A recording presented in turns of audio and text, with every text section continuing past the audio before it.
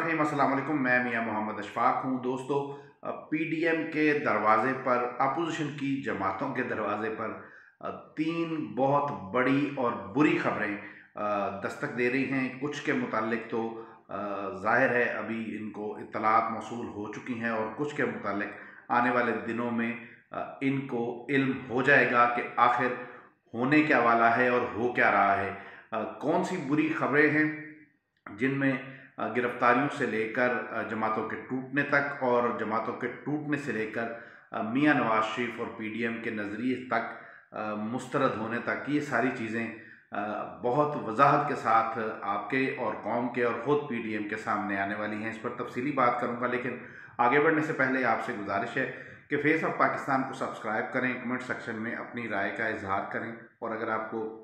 Video पसंद आए तो उसे लाइक और शेयर ज़रूर कीजिएगा। दोस्तों,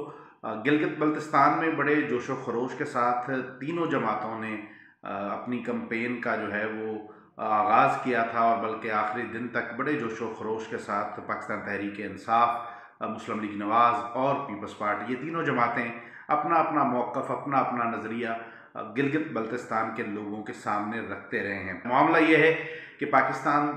पीपल्स पार्टी और मुस्लिम लीग नवाज़, ये दोनों ऐसी जमातें हैं जो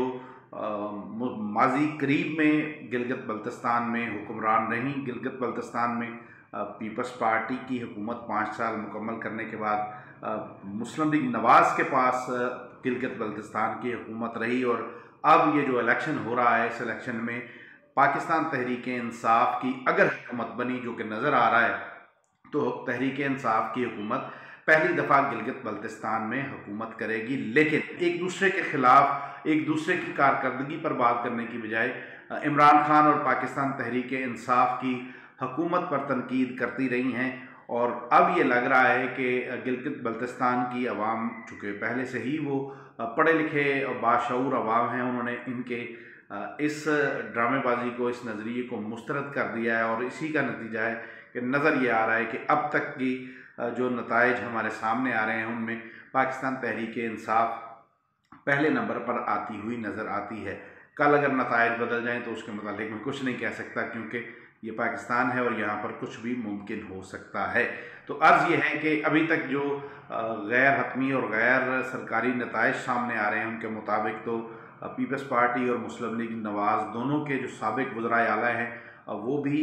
शिकस्त का सामना उन्हें होता हुआ नज़र आ रहा है। तो ये तो है गिलगित बल्तिस्तान के हवाले से पीडीएम के लिए बुरी खबर के वहाँ पर उनके लिए तो जो उनके जो ख्वाब थे वो चकनाचूर हो रहे थे, क्योंकि बिलावल भुट्टो ये कह चुके थे कि गिलगित बल्तिस्तान के बाद जनवरी में वो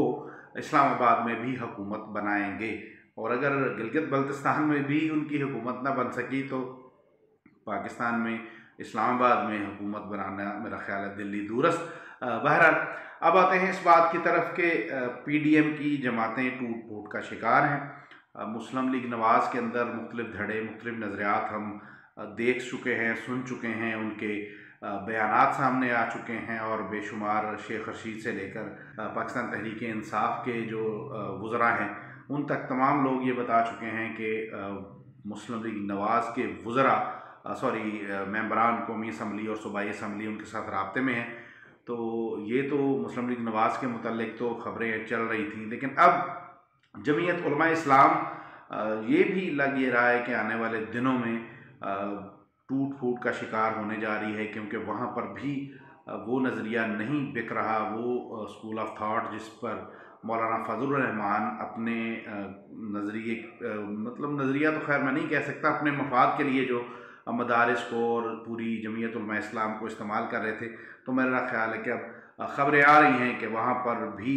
रेजिस्टेंस शो की जा रही है। हाफिज़ हुसैन अहमद का बयान आपको पहले ही आपके सामने आ चुका है। दीगर भी बेशुमार मुफ्तियान कराम जमीयत उलमा इस्लाम में मौजूद हैं जो मौलाना फजलुर रहमान की पॉलिसियों से इत्तफाक नहीं करते। तीसरी जो बुरी खबर है वो ये है कि मुस्लिम लीग नवाज़ के वो अहबाब, वो लोग जिनके मुतालिक ये कहा जाता है कि वो शायद इस्टेब्लिशमेंट के करीब हैं और इस्टेब्लिशमेंट ने ही उन्हें इलेक्शन में जितवाया, ख्वाजा मोहम्मद आसिफ की मैं बात कर रहा हूँ, उनके हवाले से भी अब बुरी खबरें आने के दर पे हैं और उनकी जो अहलिया हैं मुसर्रत, ख्वाजा मुसर्रत और सियालकोट के साबिक मेयर तौहीद अख्तर के दरमियान जो पार्टनरशिप है एक हाउसिंग सोसाइटी में, उस हाउसिंग सोसाइटी को भी सील कर दिया गया है और उस पर डीसी सियालकोट के रेफरेंस के मुताबिक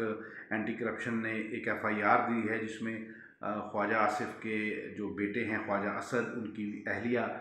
ख्वाजा मुसर्रत और साबिक डिप्टी मेयर तौहीद अख्तर समेत 9 अफराद के ख़िलाफ़ ये मुकदमा दर्ज हुआ है। और इसी मुकदमे के हवाले से जो गिरफ़्तारियाँ करने के लिए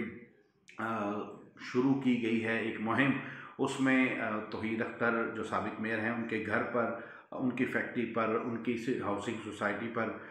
पुलिस के और एंटी करप्शन के जो हैं वो छापे मारे जा रहे हैं और उनको गिरफ़्तार करने की कोशिश की जा रही है। और लग ये रहा है कि आने वाले दिनों में सियालकोट से और मुस्लिम लीग नवाज़ से कोई बड़ी गिरफ़्तारी जो है वो अमल में आएगी। तो यानी वो मुकदमात जो किसी सर्द खाने में मौजूद थे, वो मुकदमात अब बाहर आ रहे हैं और उन मुकदमात की बुनियाद पर बड़ी गिरफ़्तारी जो है वो की जा सकेगी। दूसरी जानिब आपको पता है कि एंटी करप्शन ने ही शहबाज शरीफ के बेटों और जहांगीर तरीन के ख़िलाफ़ भी मुख्तलिफ़ इलाक़ों में मुकदमात किए हैं और इन मुकदमात में भी गिरफ़्तारियाँ या इन पर जो है वो पेशरफ्त देखने को मिल सकती है। तो ये बड़ी पेशरफ्त यूँ समझने के बुरी ख़बरें हैं PDM के हवाले से, अपोजिशन के हवाले से, जो आने वाले दिनों में आ सकती हैं। DGI SPR और शाह महमूद कुरैशी की जो प्रेस कॉन्फ्रेंस थी, उस पर हम सब जानते थे कि भारत पाकिस्तान में जो कुछ कर रहा है उस के जो जितनी बमबारी और जितनी जुल्म बर्बरियत यहाँ पर नाम नेहाद मजहबी लोगों की जानिब से दहशतगर्दाना कार्रवाइयों के नतीजे में हुई, उसके पीछे भारत था। मुस्लिम लीग नवाज़ ने अपने दौरे हुकूमत में तो इस पर बात नहीं की, लेकिन अब अगर पाकिस्तान तहरीक इंसाफ और DGI SPR की तरफ से इस पर बात की जा रही है और भारत को ग्रे लिस्ट में या ब्लैक लिस्ट करवाने के हवाले से फैटअप में कोशिशें की जा रही हैं, तो मुस्लिम लीग नवाज़ को यहाँ पर उनके कहने पर भी तकलीफ़ पहुँच रही है। इनको क्यों तकलीफ़ पहुँचती है जब भारत को तकलीफ़ पहुँचे, और भारत को क्यों तकलीफ़ पहुँचती है जब इनको तकलीफ़ पहुँचे, ये मेरी समझ से बाहर है। अगर आपको कुछ इसकी समझ आए तो उसका इजहार कमेंट सेक्शन में ज़रूर कीजिएगा कि भारत की तकलीफ़ मुस्लिम लीग नवाज़ की तकलीफ़ के साथ और मुस्लिम लीग नवाज़ की तकलीफ़ भारत की तकलीफ़ के साथ कैसे मुंसलिक है। इसका इजहार कमेंट सेक्शन में ज़रूर कीजिएगा। अब तक के लिए इतना ही। अपनी तरहाइयों, अपनी महफिलों और अपनी दुआओं में हम सबको याद रखिएगा। अल्लाह हाफ़िज़। वीडियो को लाइक करें, शेयर करें, फेस ऑफ पाकिस्तान को सब्सक्राइब करें और कमेंट सेक्शन में अपनी राय का इजहार ज़रूर करें।